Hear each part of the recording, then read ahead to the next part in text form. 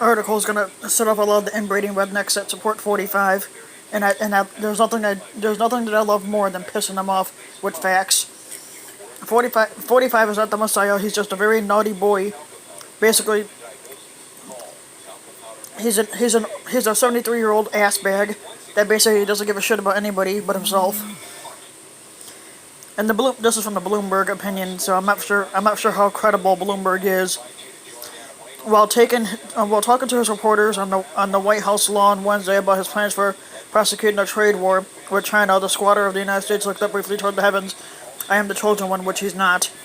Others had given the squatter gentle nudges toward divinity even before that. Wayne Allen Root, a conservative extremist who basically bounces up and down on Donald's dick, is a self-described capitalist evangelist who believed Jesus was the CEO of the Christian religion. Described 45 the day before the second coming of God, which he's not, and God doesn't exist anyway. 45 gratefully tweeted Root's blessings on Wednesday morning, 7 hours before the White House Epiphany. Yes, of course you need a certain kind of appalling narcissism to be comfy promoting yourself as heaven sent in a televised press briefing and as a deity on Twitter. It's doubly unhinged when you're doing this as a squatter, commander-in-chief, and the man who swore on inauguration day to preserve, protect, and defend the country. When it follows a crazy, distracting public flirtation with the Greenland buyouts and a dizzy and flip-flop on gun control, it can convince people that your underlying behavior has moved beyond the routinely nutty and delinquent into something more profoundly ruptured. Trump, however, has been 45, however, has been self-absorbed, self-deluded, and wildly self-aggrandizing for decades. I'm not sure if I'm saying that right, but who cares? New Yorkers who had ringside seats too much of this know how much of a sociopath he can be when he wants his way. A useful case study is his failed effort to develop Manhattan's West Side Yards years ago. They're now watching the rest of the country and the world acquaint themselves with the Trump, while many either didn't understand or woefully overlooked prior to his ascent to the White House. The 45 of the past few weeks is the same disordered figure of the past several decades with, I suspect, a big dollop of something new blended in unbridled and unmanageable panic. When 45 has panicked in his business and public life in the past, he's latched onto the zany to try to dig his way out. For example, after larding his Atlantic City casino companies with too much debt and overspending to build the biggest of them all, the Taj Mahal, 45 needed the Taj to rake in possible sums to avoid bankruptcy.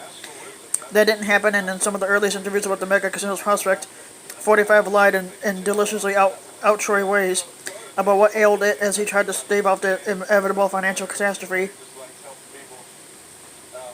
45 told a TV interviewer Larry King that slot machines at the Taj weren't taking in as much money as expected. Really enthusiastic gamblers had jammed too many quarters in them too quickly and broken them off. I don't believe that.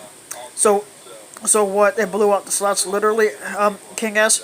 They blew apart. 45 responded there would be like too much use. They were virtually on fire. That was funny, but it was also untrue and it was nutty. But 45 was operating on smaller stages back then. The gambling world, New York real estate and politics, and then reality television. Now he's on a global stage with unimaginable power at his fingertips, and the possible consequences of acting out are far more severe. 45 must believe that his decision to toy with the idea that he's an anointed savior, the chosen one, has a grotesque rationale, despite its ham-handedness and hypocrisy. To be sure, somewhere deep inside, the squatter harbors a belief in God and the afterlife, which he discussed with me once as we drove together to one of his New Jersey golf courses where he spent most of his time at. There has to be reason we are here, 45 told me. What are we doing?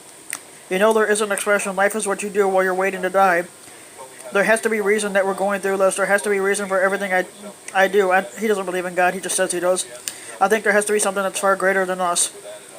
My sense is that essentially 45 sees himself as an insurance policy. He would like to live forever, and he thinks a belief in the imaginary invisible man in the sky is one way to get there. He's never been much of a traditional churchgoer or Bible reader because he doesn't know how to read. And by at least one common definition of Christianity, love thy neighbor as self, he comes up exceedingly short because he doesn't fit that. The squatter grew up in a family that embraced Norman Vincent Peale's controversial prosperity gospel. which focused on personal happiness and wealth. He has followed a similar path in his adult life, aligning himself with churches or ministers that tout the same dollar-based values. Although 45 has never been involved in the traditional Christian churches, because of course he's an atheist, why would he go in there? Many of which look askance at the prosperity gospel. White evangelicals supported his squad campaign in 2016. 45 sees that voting bloc, which has forgiven his extramarital affairs, his racism and civility, his foul mouth and his lack of generosity in exchange for legislative advocacy meaningful to them, as one of his firewalls in the upcoming 2020 election. So when 45 gazes into the sky at the White House and says that he's the chosen one, he's not the type who thinks he can actually walk on water. He's the type who's hoping that droves of evangelical voters might keep from falling for this piece of shit.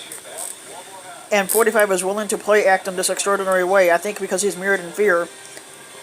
The clock is ticking as the countdown to 2020 grows shorter, and 45 has spent the past few weeks making sure his own words and actions involving immigrants at the southern border and global communities of color will leave him branded permanently as a racist.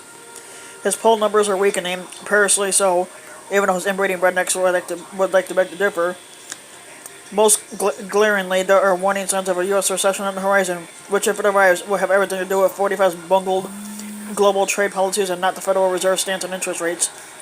45 is flailing, trying to find boutique tax cuts that he can implement unilaterally as a way to stimulate the economy, but which are unlikely to deliver the outcome he hopes for, especially if he doesn't reverse course on trade. Meanwhile, the federal deficit is soaring, markets are skittish, and the farmers across the Midwest are sure growing angry about the hurdles they're facing. The squatter has tied his standing to jobs, the economy, and the security markets, and in the face of sustained problems, the odds for his re-election worsen. 45 understandably has started to panic, and his attempt to convince people that he's the second coming shows how deeply worried he is about things he can't control, and how increasingly reckless he might become. Yeah, he keeps touting job numbers, but every damn day I keep reading about how jobs are laying off workers. There's a steel mill called U.S. Steel, and it's not too far from where I live at, and they just announced they're laying off about 100 workers, if not more. So where the fuck are these jobs coming? Where the fuck are these jobs that are supposed to be coming back? Because they're not.